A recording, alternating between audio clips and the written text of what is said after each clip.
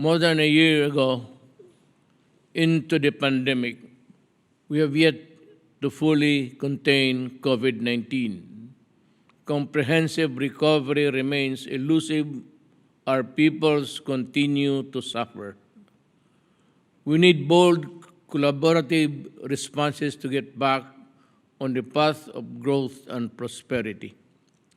The Philippines is concerned with the increasing north-south divide between the vaccine haves and the have-nots. Notwithstanding our commitment to act together, we have somehow managed to turn this crisis into an unforgiving race to immunity. We are aware that more than 80% of the COVID-19 vaccines have gone to the rich countries, leaving the rest of us in the developing world into so little to get by. The great imbalance in vaccine access needs to be rectified. Vaccine nationalism must end. Countries can, of course, build fortresses and create travel bubbles with one another, but these are not sustainable pathways to recovery. The Philippines reiterates its call for equitable access to safe and effective vaccines. Global economic recovery hinges on the efficient and effective mass inoculation worldwide. We must strengthen collaboration in development, manufacturing, and distribution of COVID-19 vaccines, therapeutics, and medical supplies. This is the most urgent given the emergencies of new variants. APEC economies must resist imposing barriers to the free flow of vaccines and related essential products. We must stabilize vaccine prices to the level that make them more affordable to developing countries. On a more strategic level, we need to democratize vaccine development and manufacturing. Let us explore the possibility of technology transfer and time-bound compulsory licensing to allow production in developing countries. We must act with resolve and urgency and hold ourselves accountable to our own public pronouncement and policies. I say this in earnest. We must get our priorities straight. How can nations have stockpiles of weapons that can destroy us all, but not have ready reserves of life-saving vaccines and medical supplies for sharing that can save us all? Surely, it is wiser to invest in building paths of recovery rather than in roads to perdition.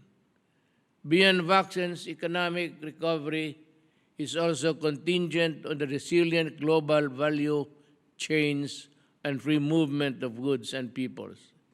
To advance this agenda, we must expedite the realization of the free trade area of Asia-Pacific, drawing elements from the RCEP agreements and other regional arrangements.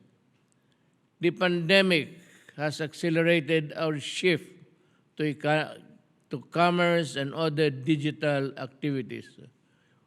We need to ensure that micro, small, and medium enterprises that are fully participate in the agenda economy, digital economy.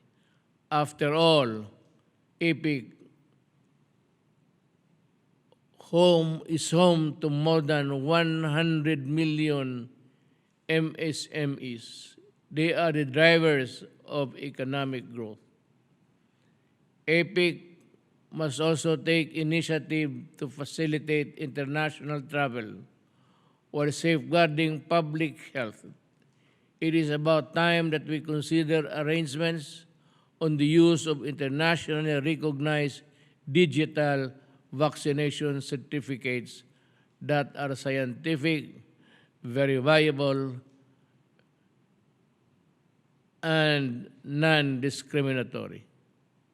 COVID-19 has compelled many economies, including the Philippines, to ramp up the fiscal spending on mitigation and recovery measures.